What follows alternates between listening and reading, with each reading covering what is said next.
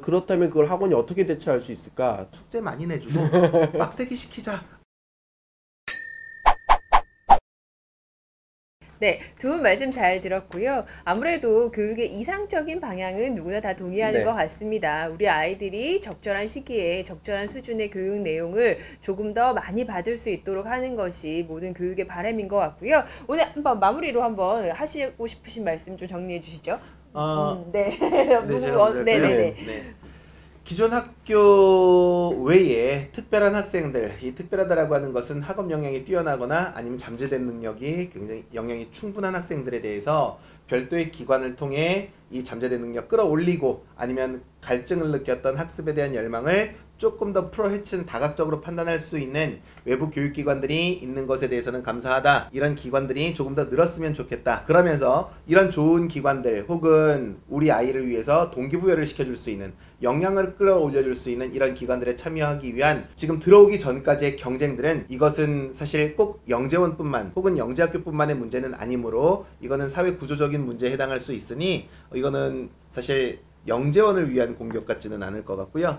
그래서 이런 영재학교들이 조금 더 많아져서 다양한 형태의 영재학교들이 많아져서 나의 역량을 끌어줄 수 있는 적합한 학교들 그런 학교들과 기관들이 많아져서 모든 학생들이 조금 더 많은 다양한 코스와 다원화된 교육들을 경험했으면 좋겠다라고 하는 말씀으로 끝맺음을 하겠습니다. 네. 네.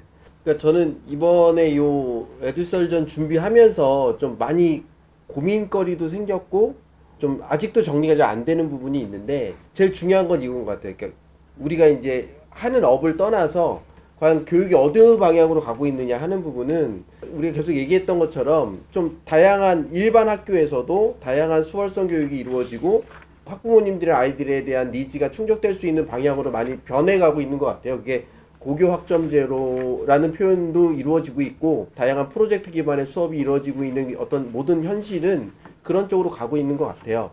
근데 과연 이게 우리가 이제 만나 뵙는 학원 원장님의 관점에서 이게 어떤 의미가 있을 것이냐 하는 부분이 고민이 많이 되더라고요. 그래서 지금 당장으로 본다면 우리가 얘기했던 이런 영재원 또는 영재학교에 대한 학부모님의 니즈 그리고 실제로 거기서 이루어지는 교육이 좋은 교육이고 좋은 교육을 우리 아이가 받고 싶은 부모님의 니즈는 분명히 있다고 생각하거든요. 그래서 초등학생이나 중학생을 주로 다루는 학원에서는 이런 영재원이나 영재 학교를 희망하는 학생들을 위한 어떤 교육 프로그램들이 굉장히 의미 있는 어떤 역할을 할 수 있다고 생각이 되고요. 그런데 조금만 더 미래로 봤을 때 과연 이제 고교 학점제라든지 학교 일반 학교 안에서 이런 수월성 교육이 이루어지고 아이들이 다양한 선택 과목을 선택하게 되는 그런 환경 속에서 어떤 학원의 모습은 어떤 모습일까 이런 거에 대해서도 한번 좀 고민해보는 뭐 계기가 될 수 있는 그런 시간이 되었으면 좋겠다 이런 생각을 해봅니다. 말씀이 나오신 김에 네, 학원 원장님들이 네, 어떻게 하셨으면 좋겠는지 좀 추가로 말씀해 주시면 좋을 것 같아요. 이건 아직 저도 네. 이제 답이 나온 건 아니지만 네. 아까 뭐 시작 전에 잠깐 뭐 이영인 대표님하고 말씀 나눴는데 어쨌든 초등 중등 아이들에게 학업에 대한 기반을 닦아주는 학원의 역할은 뭐 변하지 않고 계속 유지되지 않겠느냐. 특히 고1에 있는 공통교육과정이 중3으로 내려가는 시점이 된다면 아마 학부모님에 대한 니즈는 더 그리고 이제 학생의 성장을 위한 필요성은 초등 중등에서의 어떤 학업 기반을 닦아주는 데는 꼭 필요할 것 같고 약간 고교 학점제가 이루어진 형태에서의 고등부의 모습은 아마 수학도 되게 다양한 수업을 듣고 있는 아이들이 학원에 오는 상황이 발생되지 않을까?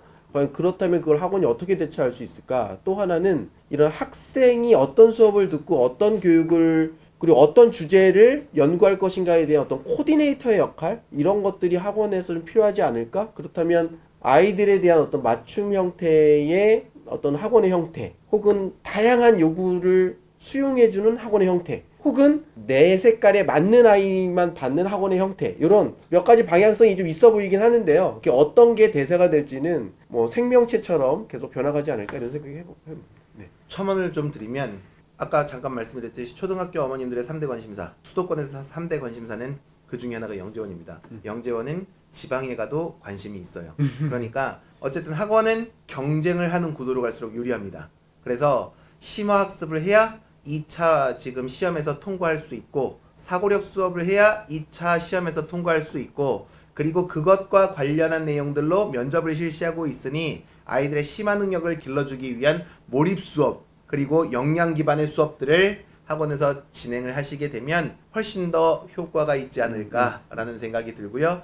영어 학원은 그럼 뭐 해야 되냐? 아니면 사회과학 학원은 뭐 해야 되느냐? 아이들의 과제 집착력, 그 다음에 문제 해결 능력, 이것이 꼭 특정 과목에 국한된 모습은 아니다 보니 과제 수행 능력 자체들 혹은 문제 해결 능력 자체들을 중심으로 한 평가할 수 있는 수업 방식, 기존 수업하고 똑같은 거예요. 다만 숙제 많이 내주고 빡세게 시키자. 뭐 이제 그래서 조금 더 영재원에 갈 수 있는 그 도달할 수 있는 스텝을 조금 더 올려보자. 이렇게 이끌어 주시면 쉽게 해결할 수 있지 않을까 생각이 듭니다. 네, 오늘 영재 교육에 대해서 두 분 대표님과 말씀 나눠봤습니다. 어쨌든 우리 아이들에게 많은 교육의 기회를 줄 수 있다는 건 우리 어른으로서 당연히 해야 할 부분인 것 같고요. 이렇게 적절한 교육, 그다음에 적절한 시기에 우리 아이들에게 많은 교육이 좀 돌아갔으면 좋겠습니다. 오늘 두 분 대표님 너무 고생하셨습니다. 네, 고생 많으셨습니다. 정말 고생 많이 하셨습니다. 네, 감사합니다. 감사합니다. 네. 감사합니다. 네.